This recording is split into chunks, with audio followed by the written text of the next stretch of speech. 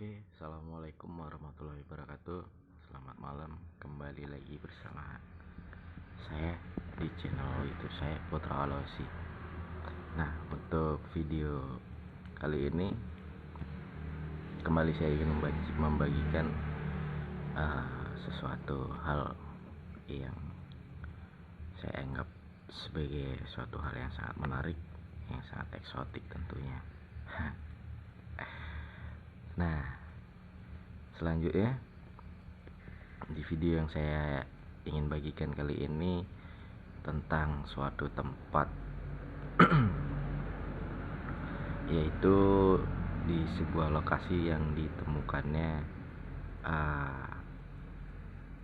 beliau yang berada atau di sekitar area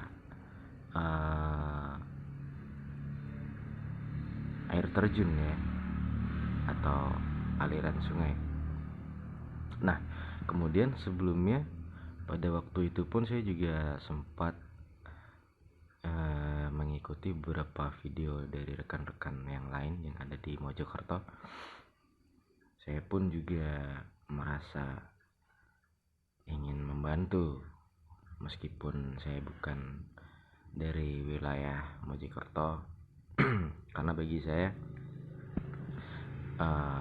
sendiri merasa simpati ya, ingin turut membantu meskipun hanya sekedar menurut saya sebagai memberi petunjuk arah.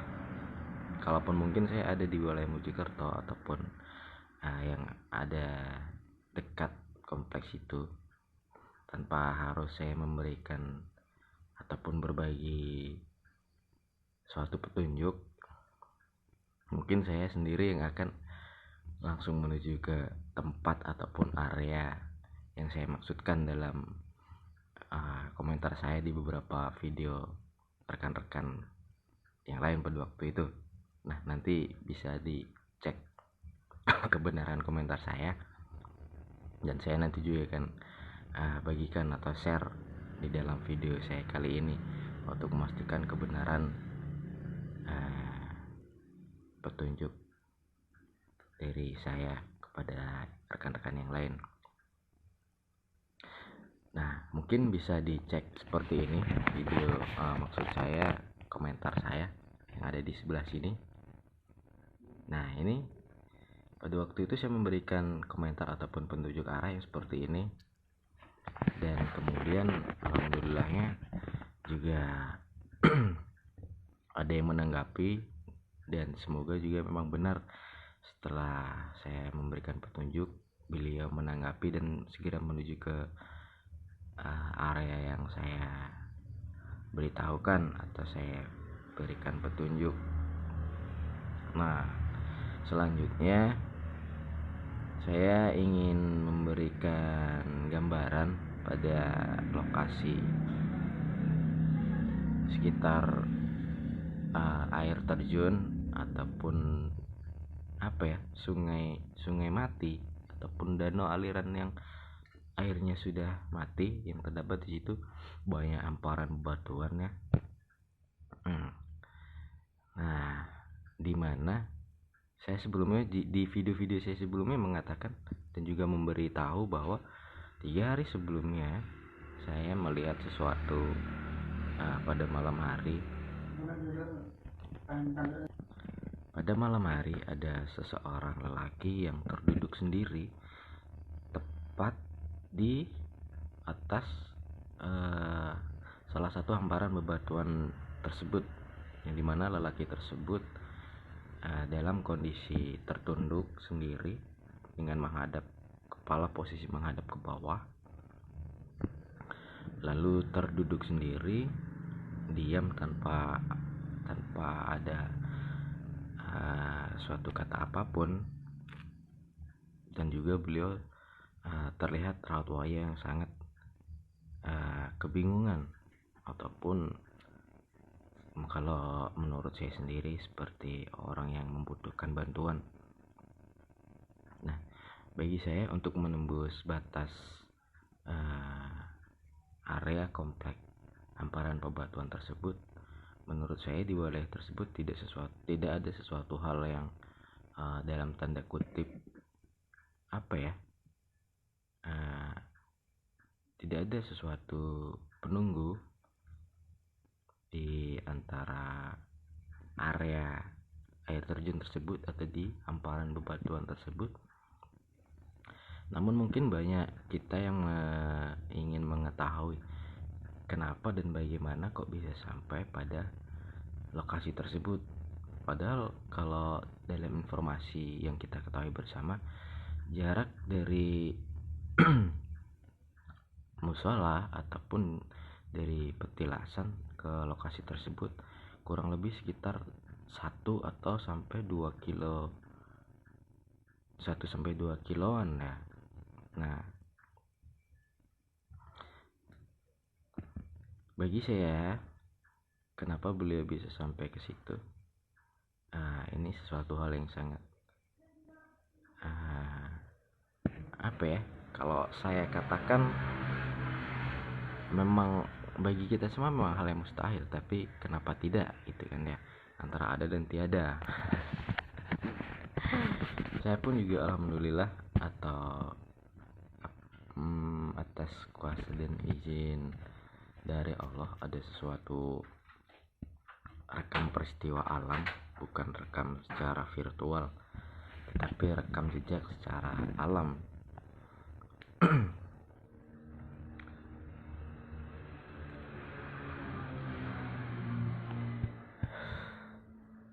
Ya wallahu alam, atas berkat kita doa bersama, ikhtiar kita bersama, begitu kan ya.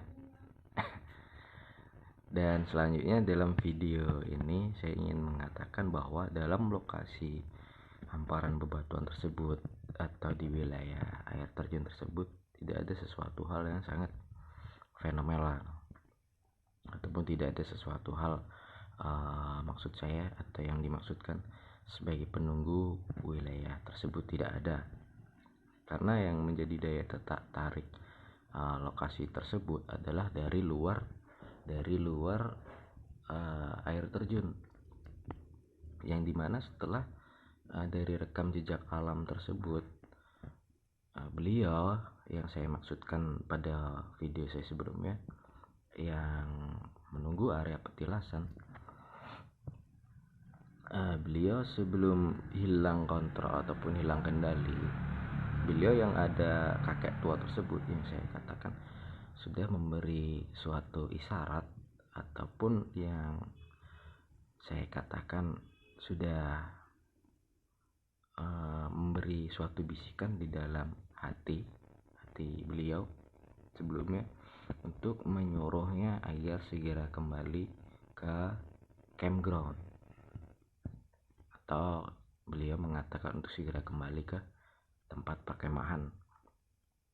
Namun entah wallahu alam, saya tidak ingin memberitahukan ataupun tidak ingin mengatakan secara terus terang, karena ada yang ingin saya sampaikan ataupun tidak saya harus sampaikan sebagai atas kuasa Allah, dan saya tidak ingin mengungkapkan secara keseluruhan karena sesuatu hal tersebut adalah milik Allah, kuasa Allah. Saya ingin menyampaikan hanya sesuatu hal yang menurut saya sendiri pantas dan wajib untuk saya sampaikan.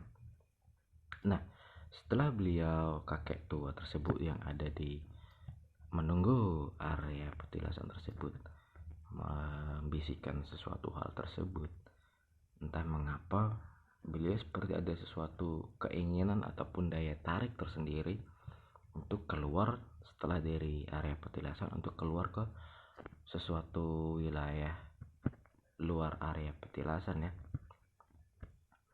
Nah, kemudian setelah beliau keluar dari area petilasan, ada juga sesuatu hal ataupun suatu tempat yang membuat beliau sampai hilang kontrol, hingga hilang kendali, hingga kehilangan bagi saya sesuatu yang hilang kontrol dalam pikiran ataupun dalam hati ya.